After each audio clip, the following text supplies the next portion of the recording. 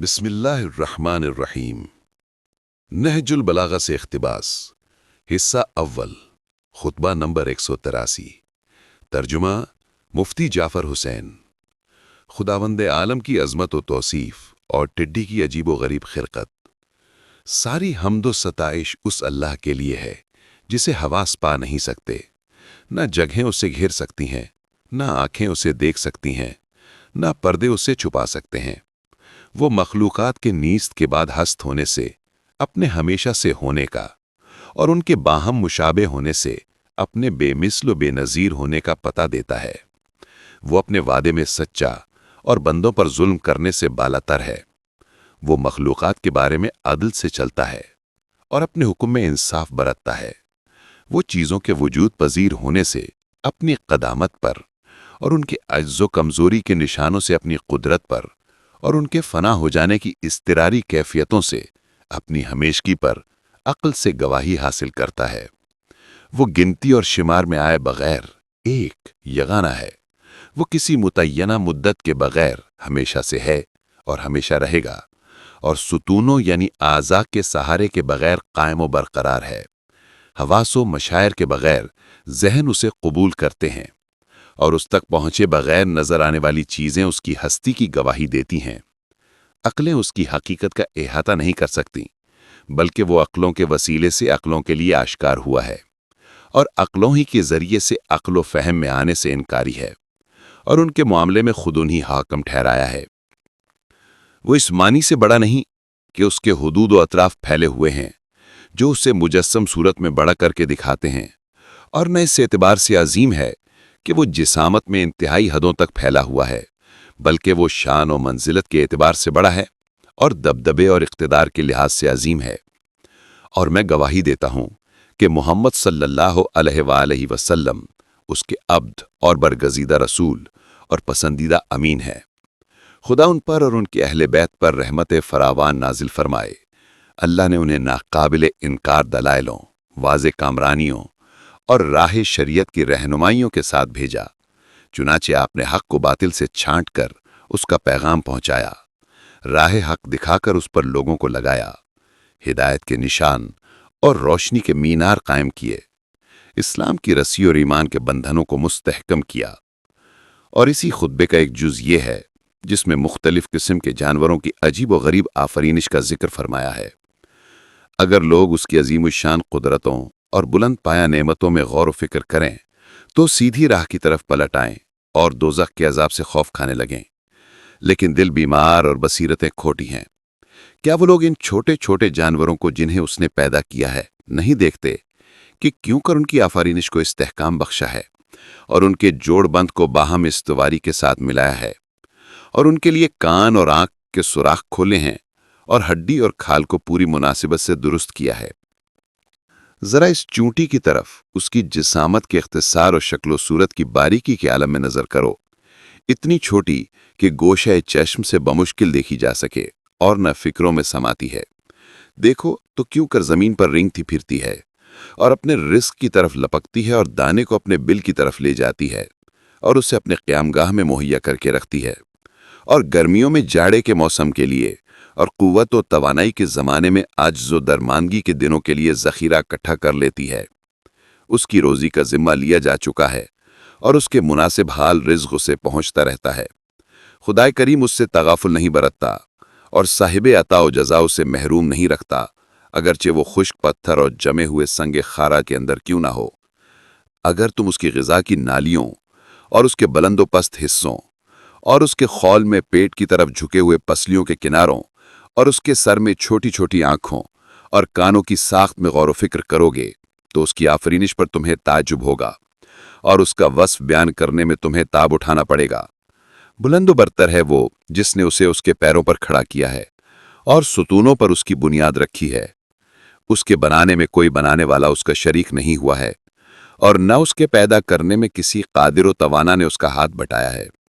अगर तुम सोच विचार की राहों को तय करते हुए उसकी आखिरी हद तक पहुंच जाओगे तो अक्ल की रहनुमाई तुम्हें बस इस नतीजे पर पहुंचाएगी कि जो चूंटी का पैदा करने वाला है वही खजूर के दरख्त का पैदा करने वाला है, क्योंकि हर चीज की तफसील लताफत व बारीकी लिए हुए है اور ہر ذی حیات کے مختلف اعضاء میں باریکی سا فرق ہے۔ اس کی مخلوقات میں بڑی اور چھوٹی، بھاری اور ہلکی چیزیں، طاقتور اور کمزور چیزیں یکساں ہیں، اور یوں ہی آسمان، فضا، ہوا اور پانی برابر ہیں۔ لہذا تم سورج، چاند، سبزے، درخت، پانی اور پتھر کی طرف دیکھو، اور اس رات دن کے یک کے بعد دیگرے آنے جانے، اور ان دریاؤں کے جاری ہونے، اور ان پہاڑوں کی بہتات اور ان چوٹیوں کی اونچان پر نگاہ ڈالو، اور ان نعمتوں اور قسم قسم کی زبانوں کے اختلاف پر نظر ڈالو۔ اس کے بعد افسوس ہے ان پر جو قضاء و قدر کی مالک ذات اور نظم و انضباط کی قائم کرنے والی ہستی سے انکار کرتے ہیں۔ انہوں نے تو یہ سمجھ رکھا ہے کہ وہ گھاس پھونس کی طرح خود بخود اگائے ہیں، نہ ان کا کوئی بونے والا ہے اور نہ ان کی گوناگو صورتوں کا کوئی بنانے والا ہے۔ انہوں نے اپنے اس دعوے کی بنیاد کسی دلیل پر نہیں رکھی اور نہ سنی سنائی باتوں کی تحقیق کی ہے۔ ذرا سوچو تو کیا کوئی عمارت بغیر بنائے ہوئے کی ہوتی ہے؟ اور کوئی جرم بغیر مجرم کے ہوتا ہے؟ اگر چاہو تو چوٹی کی طرح ٹڈی کے متعلق بھی کچھ کہو کہ اس کے لیے لال بھبو کا 2 آنکھیں پیدا کیں اور اس کی آنکھوں کے چاند سے دونوں حلقوں کے چراغ روشن کیے، اور اس کے لیے بہت ہی چھوٹے چھوٹے کان بنائے اور مناسب و معتدل منہ کا شگاف بنایا، اور اس کے حص کو قوی اور تیز قرار دیا، اور ایسے 2 دانت بنائے جن سے وہ پتیوں کو کاٹتی ہے، اور دراتی کی طرح 2 پیر دیے جن سے وہ گھاس پات کو پکڑتی ہے۔ کاشتکار اپنے زراعت کے بارے میں اس سے ہراساں رہتے ہیں۔ اگر وہ اپنے جتھوں کو سمیٹ لیں جب بھی اس ٹڈی دل کا ہانکنا ان کے بس میں نہیں ہوتا، یہاں تک کہ وہ جست و خیز کرتا ہوا ان کی کھیتیوں پر ٹوٹ پڑتا ہے اور اپنی خواہشوں کو پورا کر لیتا ہے، حالانکہ اس کا جسم ایک باریک انگلی کے بھی برابر نہیں ہوتا۔ پاک ہے وہ ذات جس کے سامنے آسمان و زمین میں جو کوئی بھی ہے خوشی یا مجبوری سے باہر صورت سجدے میں گرا ہوا ہے، اور اس کے لیے رخسار اور چہرے کو خاک پر مل رہا ہے، اور عجز و انکساری سے اس کے آگے سرنگوں ہے، اور خوف و دہشت سے اپنی باغ ڈور اسے سونپے ہوئے ہے۔ پرندے اس کے حکم کی زنجیروں میں جکڑے ہوئے ہیں، وہ ان کے پروں اور سانسوں تک کی گنتی کو جانتا ہے، اور ان میں سے کچھ کے پیر تری پر اور کچھ کے خشکی پر جما دیے ہیں، اور ان کی روزیاں معین کر دی ہیں، اور ان کے انواع و اقسام پر احاطہ رکھتا ہے کہ یہ قوا ہے اور یہ عقاب، یہ کبوتر ہے اور یہ شتر مرغ۔ اس نے ہر پرندے کو اس کے نام پر دعوت وجود دی اور ان کی روزی کا ذمہ لیا، اور یہ بھاری بوجھل بادل پیدا کیے جن سے موسلا دھار بارشیں برسائیں، اور حصہ رسدی مختلف سرزمینوں پر انہیں بانٹ دیا، اور زمین کو اس کے خشک ہو جانے کے بعد تربتر کر دیا، اور بنجر ہونے کے بعد اس سے لہلہاتا ہوا سبزہ اگایا۔ وضاحت مؤلف: چونٹی بظاہر ایک حقیر سی مخلوق ہے اور جسامت کے اعتبار سے نہایت چھوٹی، مگر قدرت نے شعور و احساس کی اتنی قوتیں اس میں ودیت کی ہیں کہ عقل انسانی دنگ رہ جاتی ہے۔ اس کے حسیات، خصوصاً قوت شامہ بہت تیز ہوتی ہے۔ جہاں کئی خوراک ہو یہ اپنے ہاسا کے مدد سے فوراً وہاں پہنچ جاتی ہے اور اپنے جسم سے 20 گنا زائد وزن اٹھا لے جاتی ہے، اور جس چیز کو اکیلے نہیں اٹھا سکتی اسے اٹھانے کے لیے دوسری چیٹیوں کو اطلاع کر دیتی ہے، اور وہ سب مل کر اسے اٹھا لے جاتی ہیں۔ اگر دیوار یا بلندی پر چڑھنے سے بوجھ گر پڑتا ہے تو جتنی مرتبہ گرے اسے اٹھانے کے لیے پلٹتی ہیں۔ دھوپ ہو یا سایہ، گرمی ہو یا سردی، نہ ہمت ہارتی ہیں اور نہ محنت سے جی چراتی ہیں، ہمہ وقت طلب و تلاش میں لگی رہتی ہیں۔